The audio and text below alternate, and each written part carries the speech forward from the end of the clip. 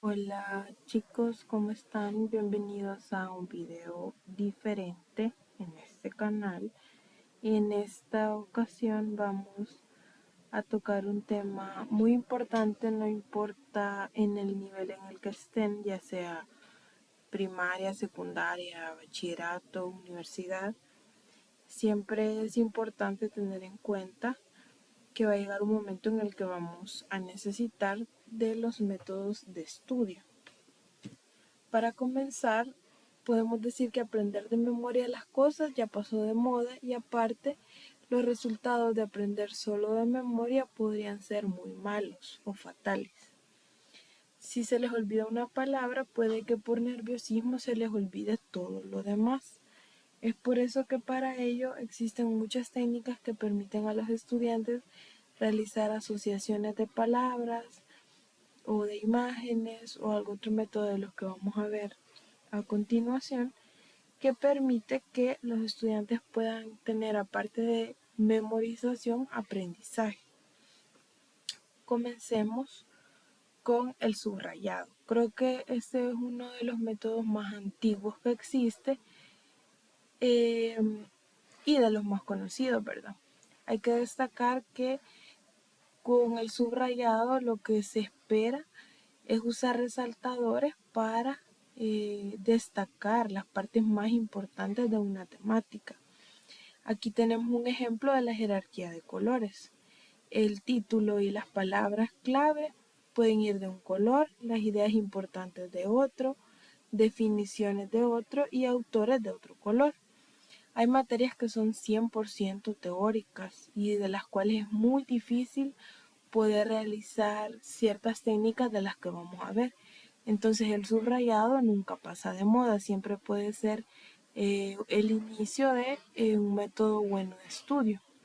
Aunque en mi experiencia personal muchas veces todo lo que vemos en un texto es importante. Entonces tenemos que saber tener lectura comprensiva para entender qué de verdad es lo que vamos a subrayar. Si no, vamos a terminar con folletos llenos de plumón amarillo o verde y no vamos a tener el resultado esperado. Para comenzar, tenemos que tener nuestros propios apuntes. Tenemos que tener un hábito de estudio en el cual podamos resumir las ideas más importantes con nuestras propias palabras. Una de las cosas que a mí me sirvió en la universidad era que de los folletos que yo imprimía o de los PDF que yo tenía en mi teléfono, siempre transcribía, no importa cuánto tenía que tardarme, yo siempre sacaba parte, un resumen de las cosas que me daban. A veces 6, 7 páginas las resumía en media página y eso me servía para media vez yo empezaba a hacer el resumen, yo tenía que leer varias veces. Entonces eso me permitía poder captar más rápido la información, a leer tantas veces lo mismo y tener un resumen para poder estudiar días antes de un examen, ¿verdad? Los mapas mentales. Esta es una técnica muy efectiva porque resume y organiza ideas. Si lo hacemos bien podemos ahorrar muchas horas de estudio.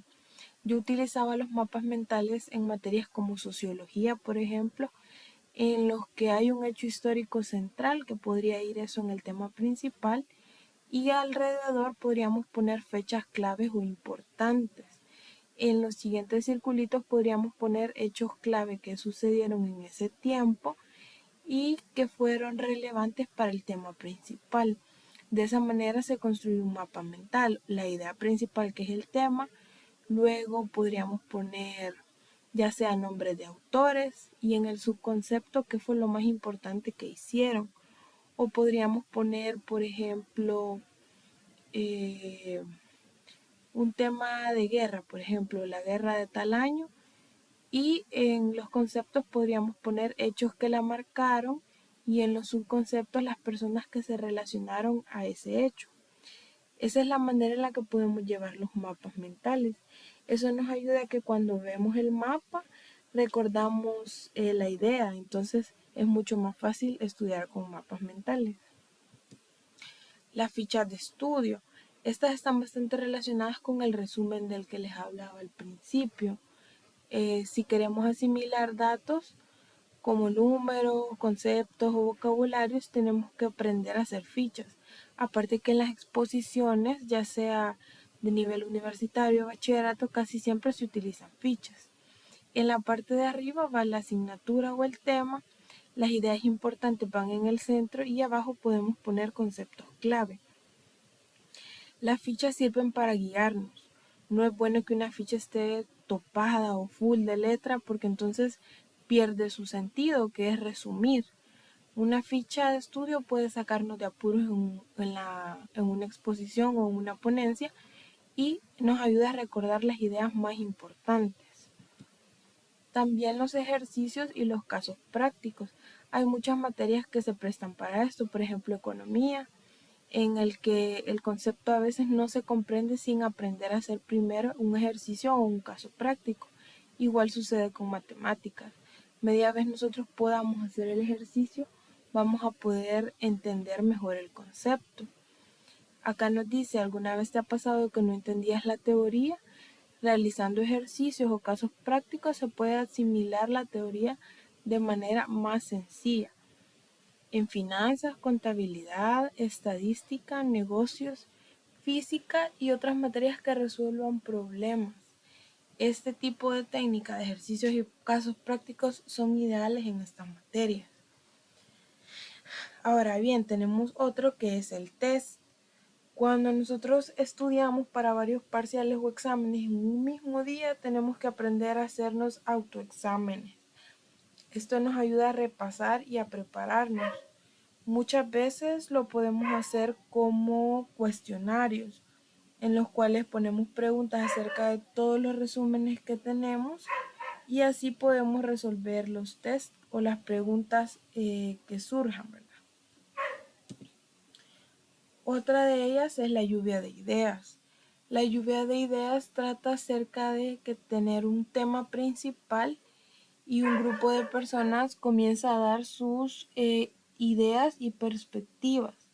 Esto ayuda a llegar a ideas entre todos o tener una idea central entre todos y a tener un mejor trabajo en grupo. Un ejemplo de cómo aplicar la lluvia de ideas podría ser cuando tenemos que realizar una feria científica o poner algún stand de una materia específica. Por ejemplo, yo en mi carrera en la materia de mercadeo tenía que poner bastante en práctica la lluvia de ideas. Hacíamos reuniones grupales y comenzábamos a discutir cómo podíamos expresar la idea de un nuevo producto, por ejemplo, o de un servicio que íbamos a ofrecer. Las ideas que iban surgiendo las íbamos anotando en una pizarra o en un cuaderno y con el paso de la reunión le dábamos forma a lo que queríamos hacer. Y eso nos ayudaba a tener las opiniones de todos y a poder llegar al final a una idea muy buena que nos permitiera pues llegar a una buena nota en la materia, ¿verdad?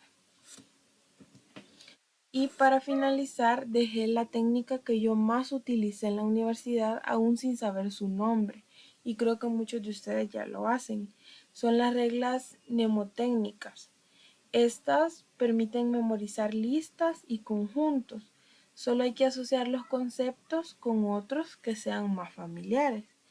Aquí nos da un ejemplo. La palabra chon puede usarse para recordar elementos de la tabla periódica: carbono, hidrógeno, oxígeno y nitrógeno. Estas técnicas quizás son las que yo más utilizaba sin saber cómo se llamaban, ¿verdad?